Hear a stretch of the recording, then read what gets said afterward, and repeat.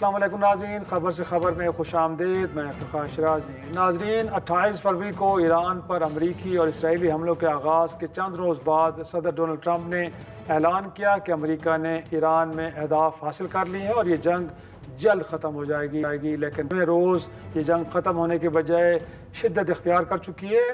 दुनिया की 30% तेल और गैस फराहम करने वाली आबी गुजरगाह अपना हुर्मस कई रोज़ से बंद है, जिससे दुनिया भर में पेट्रोलियम मसनूआत की कीमतों में इजाफे के साथ किल्लत का खदशा भी पैदा हो गया है, जिसे खोलने के लिए पहले तो सदर ट्रंप ने ईरान के खिलाफ शिद्दत से हमलों का ऐलान किया, लेकिन अब चीन, फ्रांस, बरतानिया, जनूबी कोरिया, जापान और दीगर ममालिक से अपने बहरी जंगी जहाज़ भेजने का कहा जा रहा है।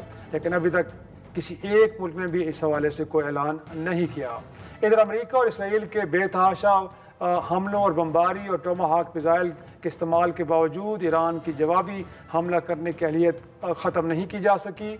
अमरीका ने ईरान की तेल की बरामदात के हवाले से अहम जजीरा खाग पर गुज़श्ता रात हमला किया, जिसके जवाब में ईरान ने खलीजी रियासत फुजैरा की बंदरगाह पर हमला किया, जो खलीजी ममालिक में तेल की बरामदात के लिए मरकज़ी हैसियत की हामिल है।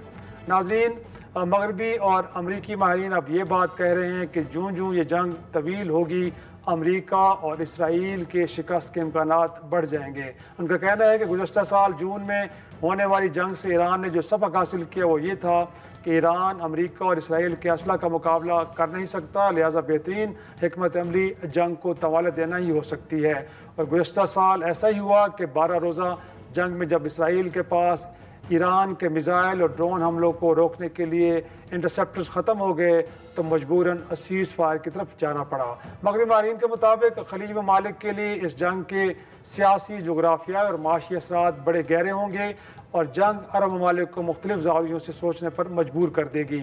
माहिरीन के ख्याल में माशी तौर पर खलीजी ममालिक को जो बड़ा नुकसान होगा वो ये कि मगरबी सियाह इन ममालिक का रुख कम करेंगे, जबकि अमेज़ोन और गूगल जैसे इदारे अब वहाँ पर अपने डेटा सेंटर्स नहीं बनाएंगे, जबकि बैरूनी सरमाकारी में भी खातिर खा कमी आती हुई नजर आएगी।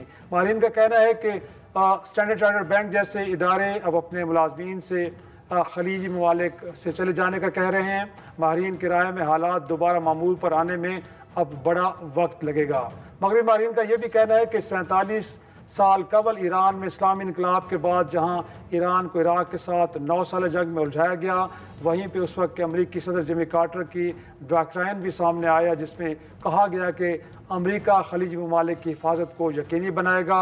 और फिर सदर रैगन के दौर में फ़ौजी मुदाखलत का बराह रास्त आगाज़ हुआ और खलीजी ममालिक में अमरीकी फ़ौजी अड्डे बनाए गए। माहिरीन का कहना है कि अगर इस जंग में ईरान को शिकस्त हुई तो इसराइल का अगला हदफ खलीजी ममालिक होंगे और अमरीका और इसराइल के दरमियान मुआहदा है कि इसराइली हमले की सूरत में अमरीका खलीजी ममालिक का तहफ़्फ़ुज़ नहीं करेगा। और गुज़श्ता साल कतर पर इसराइली हमले के बाद अमरीका ने ऐसा ही किया, जबकि इस जंग के दौरान दूसरी बात जो साबित हुई है वो ये कि अमरीका ने ईरान के हमलों के ख़िलाफ़ भी खलीजी ममालिक का दिफा नहीं किया। दूसरा ये कि अगर ईरान को शिकस्त होती है तो खलीजी ममालिक ये सवाल उठाएंगे कि अब ख़ित्ते में अमरीकी फ़ौजी अड्डों की क्या ज़रूरत है, क्योंकि इसराइली जारियत के ख़िलाफ़ तो अमरीका ने अरब ममालिक का दिफा करना नहीं, लिहाजा ख़ित्ते में मौजूद अमरीकी फ़ौजी अड्डे अरब ममालिक को जंग के ख़तरात के अलावा कुछ नहीं दे रहे। यूँ जब ये जंग ख़त्म होगी तो नाज़रीन, माहिरीन के राय में अमरीका और अरब ममालिक के अंदर ये बहस शुरू हो जाएगी कि क्या ये अड्डे अब बाकी रहने चाहिए कि नहीं। तो नाज़रीन, इस जंग को लेकर सबसे पहले चलते तेहरान, जहाँ पे राशिद नकवी साहब से गुफ्तगू करेंगे कि वहाँ पे इस वक्त ज़िंदगी कितनी मुतासर हुई इन हमलों से, और उसके बाद हम मारूफ पाकिस्तान में सियासत में बड़ा नाम सेनेटर मुशाहिद हसन शेख से गुफ्तगू भी करेंगे कि मुस्तकबिल का मंजरनामा क्या बन रहा है। तो पहले चलते हैं तेहरान और राशिद नकवी साहब से गुफ्तगू करते हैं। बहुत शुक्रिया सर वक्त देने के लिए। पहले तो मैं ये जानना चाहूँगा कि ये 15 रोज़ा जंग से ईरान के अंदर शहरी ज़िंदगी किस कदर मुतासर हुई है, और इसराइल और अमरीकी हमलों का निशाना सिर्फ फ़ौजी तनसीबात है या इससे हट के सिविलियंस को भी निशाना बनाया जा रहा है वहाँ पे? जी, बिस्मिल्लाहिर्रहमानिर्रहीम। देखिए, ईरान के इस वक्त मैं तेहरान में हूँ और तेहरान की बहुत सारी चीज़ों का तो ऐनी शाहिद हूँ। इस वक्त जंग के उन्वान से ईरानी कौम, तेहरान की आवाम अपने मोराल की, मैं समझता हूँ कि एक अरूज पे पहुंचे हुए, और जिस अंदाज से इस वक्त उनकी अपनी हुकूमत, क़यादत اور اپنی سرزمین کے ساتھ جو اٹیچمنٹ ہے، جو ان کا جڑا ہونا ہے، وہ میں سمجھتا ہوں کہ ایک بڑی تاریخی حیثیت کا حامل ہے اس وقت. اور اگر آپ روٹین کی زندگی دیکھیں تو کوئی مبالغہ نہیں ہے کہ اگر آپ گلیوں میں، کوچوں میں، بازاروں میں، آفیسز میں جائیں تو آپ یہ محسوس نہیں کریں گے کہ یہ وہ شہر ہے یا یہ وہ جگہ ہے کہ جہاں 15 دن سے 16 دن سے ہر تھوڑی دیر کے بعد کوئی نہ کہیں پہ کوئی بم گر رہا ہے، کہیں پہ کوئی راکٹ گر رہا ہے، کہیں پہ ایئر اٹیکس ہو رہے ہیں، کہیں پہ میزائل آ رہے ہیں. تو اس لحاظ سے ایرانی قوم نے، میں سمجھتا ہوں کہ ایک بار پھر ثابت کیا ہے کہ وہ اپنے وطن کے ساتھ، اپنے نظریے کے ساتھ، اپنے ثقافت کے ساتھ پوری طرح جڑی ہوئی ہے. اور مورال دیکھیں، جب بھی کسی قوم کا مورال اپ ہوتا ہے تو بڑی سی بڑی مشکلات کو برداشت کرنے کے لیے تیار ہے. تو یہ مورال اپ ہے. اور میں مثلا مثال آپ کو دیتا ہوں کہ تہران کے جی 3 سے 30 بڑے اسکوائر ہیں کہ جہاں پہ آپ معروف اسکوائر ہیں.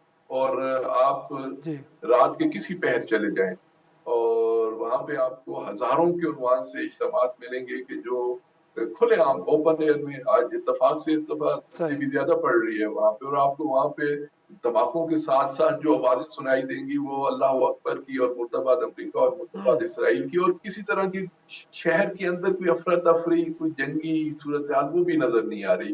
ہاں، لوگوں کے اندر جو صحیح جوش و جذبہ ہے اس سے محسوس ہوتا ہے کہ وہ کسی بڑی طاقت سے ٹکرا رہے ہیں. صحیح. اور انفیکٹ وہاں پہ میڈیا، مغربی میڈیا بھی ہم نے دیکھا ہے وہاں سے رپورٹ کر رہا ہے.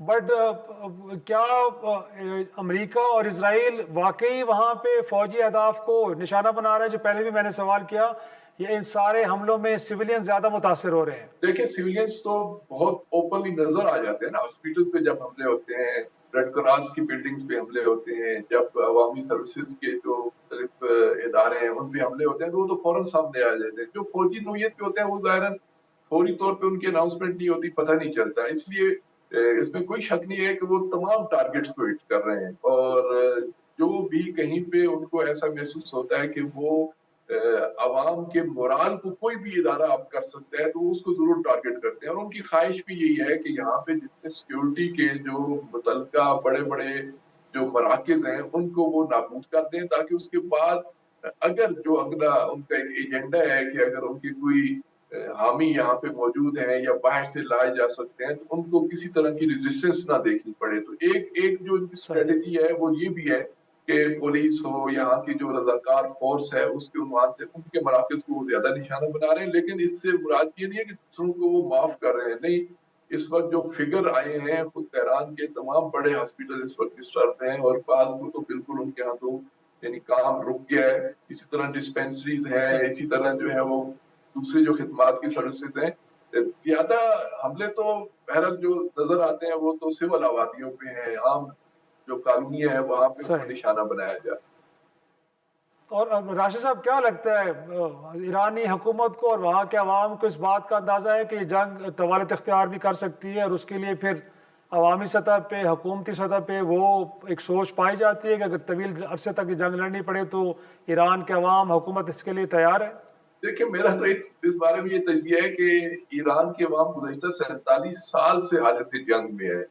کون سا حرب ہے جو ان کے خلاف استعمال نہیں کیا گیا؟ کبھی اقتصادی آپ سینکشن لگا دیتے ہیں، کبھی اقتصادی ناکہ بندی ہوتی ہے، کبھی آپ کو صدام کے ذریعے سے 8 سال جنگ میں الجھا دیا جاتا ہے، کبھی آپ کے جو ہے وہ ایٹمی سائنسدانوں کو نشانہ بنایا جاتا ہے، ایٹمی تنصیبات کو نشانہ بنایا جاتا ہے، سیاسی طور پہ تنہا کرنے کی کوشش کی جاتی ہے، ملک کے اندر شور شرابہ اور کیا سے کیا نہیں کرنے کی کوشش کی جاتی ہے. تو یہ قوم تو حالت جنگ میں ہے. لیکن اس وقت جو صورتحال ہوئی، بالخصوص 12 روزہ جنگ کے بعد، یعنی جون سے لے کے ابھی تک جو یہاں کی لیڈرشپ نے اس قوم کو تیار کیا ہے، وہ ایک بڑی اور طویل جنگ کے لیے تیار کیا ہے. میں سمجھتا ہوں اسی کے یہ نتائج ہیں جو میں کہہ رہا ہوں نا، مورال اپ ہے، عوام میدان پہ صحیح. ہے، لوگ اپنی قیادت سے جڑے ہوئے ہیں. تو یہ جو جون سے لے کے ابھی تک کا جو دورانیہ ہے، اس میں میں سمجھتا ہوں کہ ایران کے تمام حلقوں میں، چاہے وہ حکومتی حلقے ہوں، چاہے مساجد ہوں، چاہے وہ تعلیمی ادارے ہوں، انہوں نے اس قوم کو اس ایک بڑی جنگ کے لیے تیار کیا. اور اسی لیے میں سمجھتا ہوں کہ ہمیں جو باہر سے ہم جو آبزرو کرتے ہیں تو ہمیں محسوس ہوتا ہے کہ یہ ایسے لگتا ہے کہ یہ تو ایک روٹین کی زندگی میں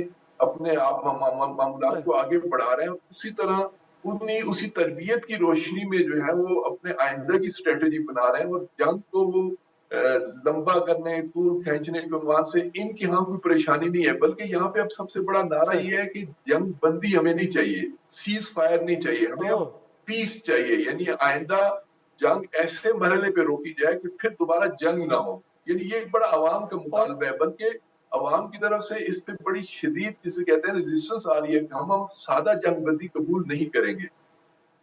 ओह, और लास्ट में ये भी जानना चाहूँगा कि इनफैक्ट जो इस वक्त जंगी स्ट्रेटजी है, गोया कि एबिलिटी स्ट्राइक बैक करने की ईरान की वो इंटैक्ट है, और जो अपना हुर्मत से मुतल्लिक कहा जा रहा है कि उसकी बंदिश गोया कि वो भी चल रही है, और उस हवाले से भी ईरान का एक बड़ी स्ट्रांग पोजीशन में है। ये देखें, अवाम और क़यादत जब एक पेज पे हो ना, तो फिर फैसले करने में आसानी होती है। यानी इस वक्त अवाम का कोई हुकूमत पे कोई ऐसा प्रेशर नहीं है कि वो कहेंगे जी जल्दी जंग बंद करें और अपना हुर्मत से कोई वापसी हो जाए या फलां चीज हो जाए।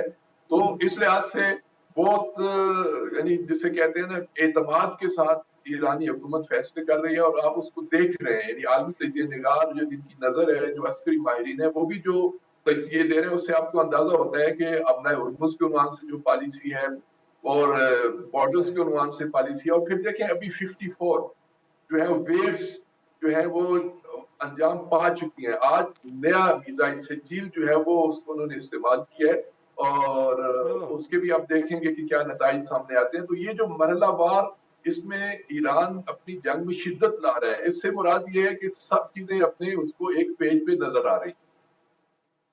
बहुत शुक्रिया राशिद नकवी साहब, हमसे गुफ्तगू कर रहे थे। नाज़रीन, एक छोटा सा ब्रेक, और ब्रेक के बाद इस प्रोग्राम के सिलसिले को आगे बढ़ाएंगे।